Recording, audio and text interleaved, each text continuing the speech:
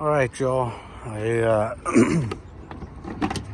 trying to figure out how to run amp and sub to my GX 470. Here's my power wire. Haven't got a fuse yet, so I just ran it straight.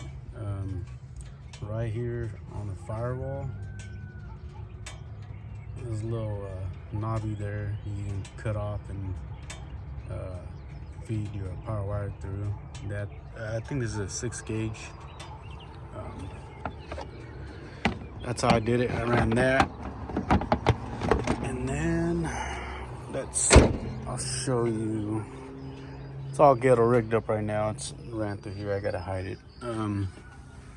But instead of pulling my deck out and all that, I just ran my my remote to. I just connected to that last fuse right there to the right inside your car. Just bare wire wrapped around the one of the prongs on the fuse, and when I turn the ignition off, that will turn the power off to my amp.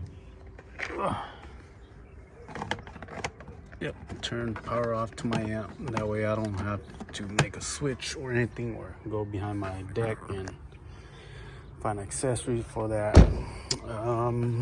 And here in the back, little ghetto here, I got one of these I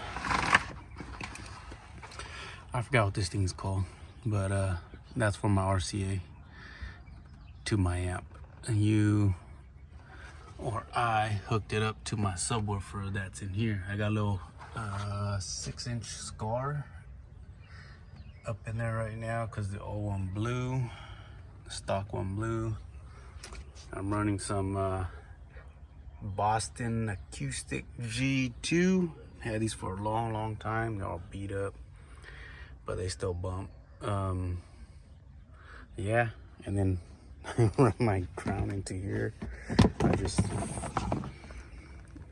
found a bolt. Make sure I have good ground there. Not the best, but it works.